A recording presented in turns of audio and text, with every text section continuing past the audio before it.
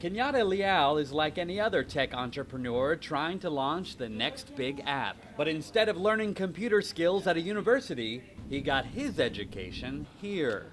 Is all set? Leal served more than 20 years, half his life, in prison for multiple armed robberies.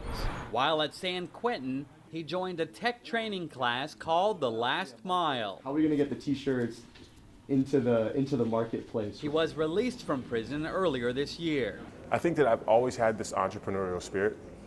I've just used it in the wrong way. The Last Mile brings volunteers from Silicon Valley to the prisons to teach technology to the inmates, many of whom have never used a computer. I came in at a time where the internet had just started to become popular, and I've only seen the internet once before I actually stepped into prison, and the world's really passed me by. The prisoners are not allowed to go online, so computer skills are taught through lectures and note-taking.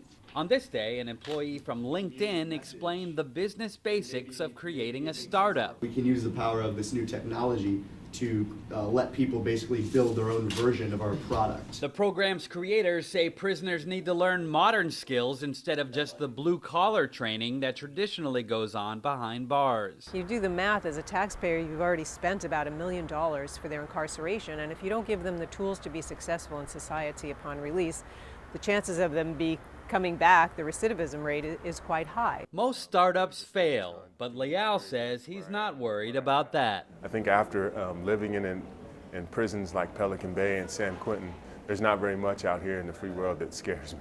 As more programming jobs are outsourced overseas, The Last Mile says prisons could provide a new pool for homegrown tech workers. Haven Daily, Associated Press, San Quentin, California.